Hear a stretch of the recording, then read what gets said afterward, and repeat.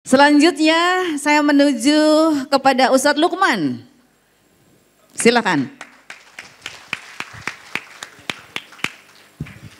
Assalamualaikum warahmatullahi wabarakatuh. Waalaikumsalam warahmatullahi wabarakatuh. Selamat pagi semuanya.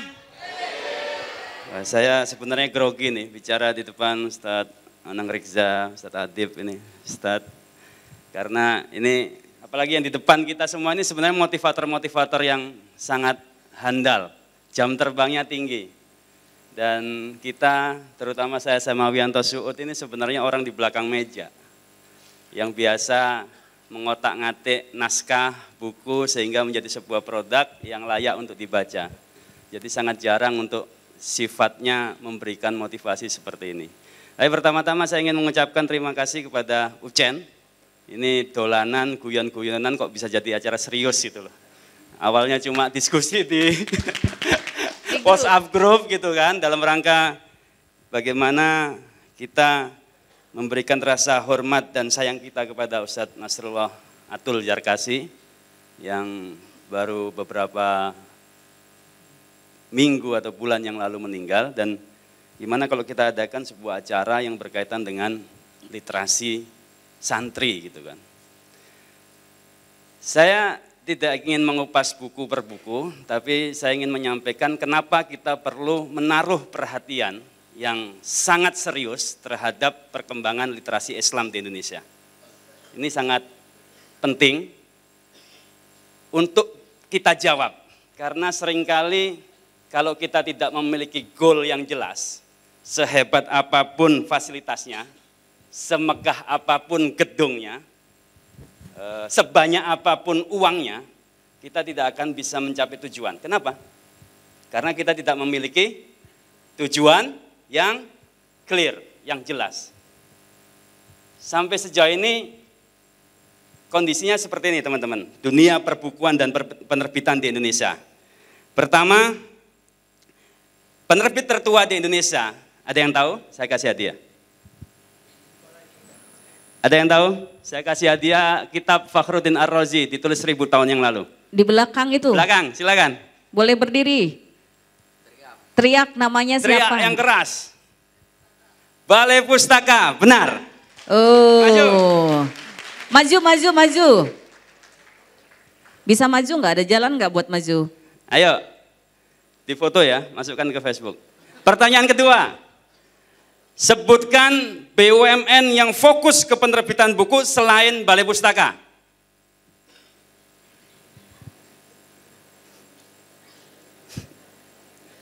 Buku Risalatul Amin, Imam Sazili. 1000 tahun yang lalu juga, Pet nih, Pet. Silakan, yang lain. Sebutkan satu BUMN di Indonesia sejak tahun 45 yang fokus ke penerbitan buku selain Balai Pustaka. Oke. Foto dulu. Kok ente foto kok? Ente biasa foto sebagai. Iya. Oke, sebentar ya. Namanya siapa namanya? Panderin, sama jadi penulis hebat ente. Iya. Silakan. Ini kan bukunya. Nah. Inilah kalau Oke. Sebentar, kamu namanya siapa? Fani Rido. Fani, dari mana? Dari Kediri. Wow, dari Kediri loh. Dari pondok? Ya, dari pondok. Dari pondok Gontor 1. Oh, Gontor 1. Soalnya saya lihat tadi ada banyak pondok selain juga dari Gontor, makanya saya nanya dari pondok mana. Silakan. Bukunya masih banyak Pak Suud ya? Tak bagi semua. Saya bawa 1 truk buku. Dengan judul yang berbeda-beda. Jadi siap-siap aja, jangan ada yang ngantuk ya. Baik, kita lanjutkan. Ada yang bisa menjawab? Ya. IKAPI itu organisasi yang menaungi Asosiasi Penerbit Indonesia. Anggotanya sekitar 1.500. Zong. Jadi coba Indonesia dengan 280 juta ini. Hanya ada satu BUMN Ustadz yang memperhatikan tentang literasi di Indonesia. Dan itu adalah Balai Pustaka, didirikan tahun 1908. Nggak ada lagi. Data terakhir di Indonesia ini ada 1.500 penerbit yang tercatat di IKP Indonesia. Tapi data ini juga berbeda dengan yang di Perpusnas. Perpusnas saya kira lebih up to date. Dia hanya mencatat sekitar 600 penerbit. Dan hampir 90% ada di Jakarta. Jadi 90% dari 600 itu ada di Jawa, 90% dari sisanya itu ada di Jakarta. Jadi sangat khas Indonesia banget, sangat sentralistik banget, seperti halnya media-media cetak, semuanya sentralistik di Jakarta. Gitu. Next. Jadi kenapa kita menaruh perhatian yang cukup penting terhadap literasi Islam Indonesia ini? Karena dari sinilah sebenarnya tangga peradaban Islam di Indonesia dibangun. Jadi kalau ada yang berpikir bahwa Islam berjaya di zaman Umayyah, Abbasiyah, di Andalusia, Turki Utsmani dan sebagainya, mereka juga menaiki tangga peradaban sebelumnya. Ada satu buku judulnya Kalilah wa Dimnah, itu sangat terkenal. Kayak Aesop, fabel yang ditulis oleh seorang bernama Aesop dari Yunani. Kalilah wa Dimnah itu seperti karya orang Islam, Arab gitu kan. Tapi sebenarnya dia adalah saduran dari buku orang India. Gitu.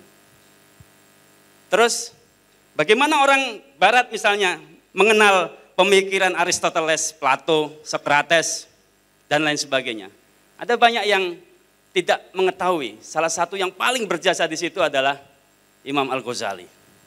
Selain disebut sebagai Hujjatul Islam, beliaulah yang memberikan syarah penjelasan terhadap pemikiran-pemikiran filosof Yunani itu yang kemudian disebar di kalangan umat Islam pada tahun itu dan kemudian nyampe ke Eropa.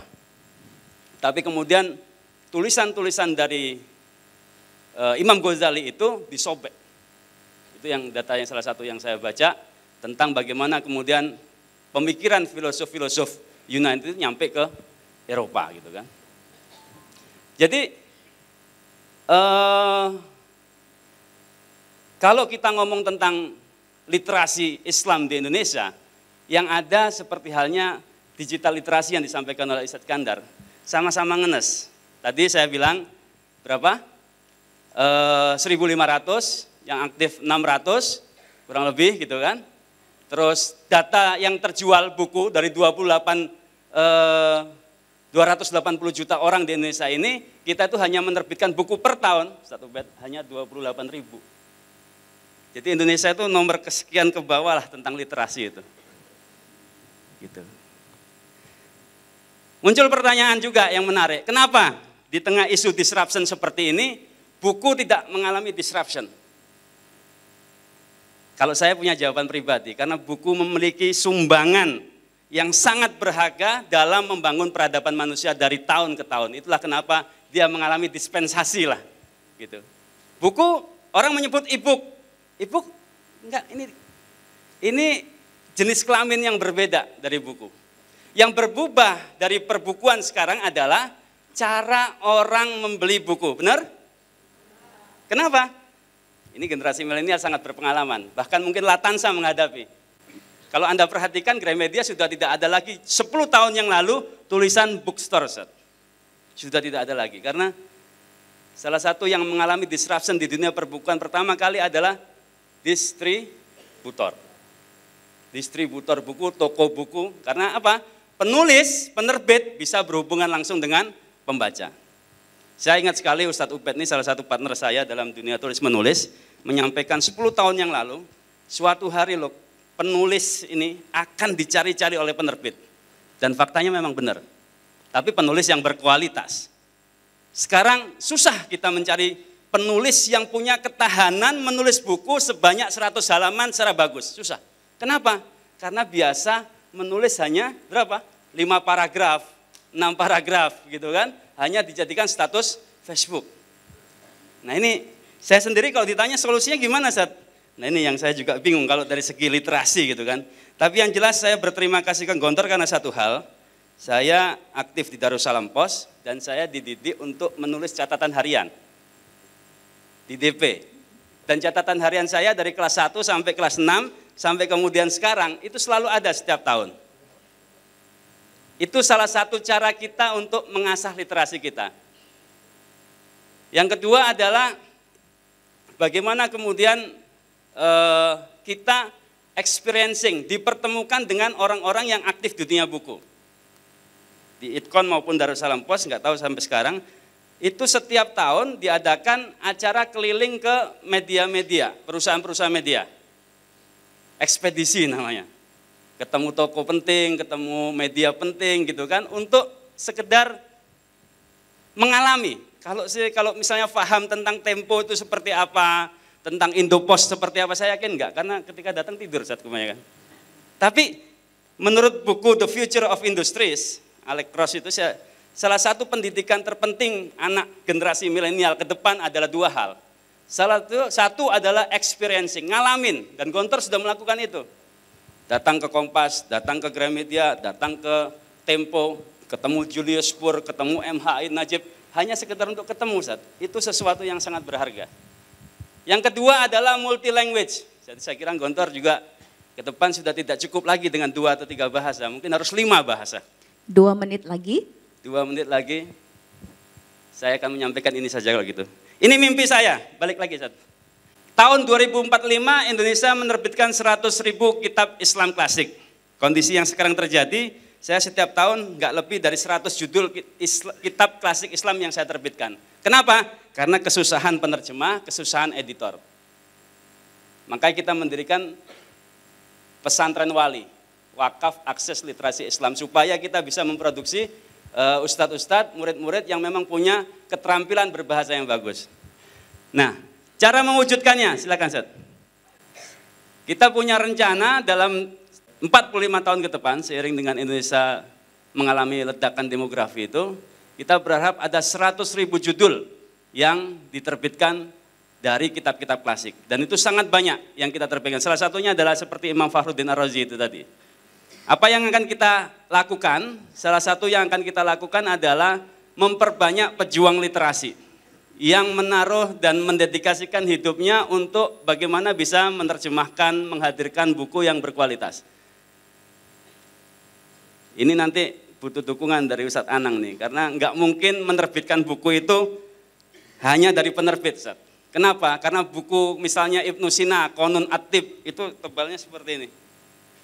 Jadi kalau diterjemahkan bisa sampai 5 tahun.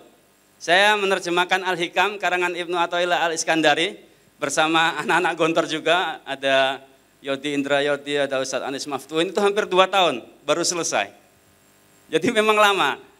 Nah, ini bagaimana kita bisa menghadirkan lebih banyak lagi kitab-kitab yang katakanlah punya kedudukan penting di literasi Islam di dunia, tapi kita hanya mendengar namanya, itu saja yang kita harapkan. Ustadz, waktu habis. Terima kasih. Assalamualaikum warahmatullahi wabarakatuh. Saya Yes. Iya. Terima kasih.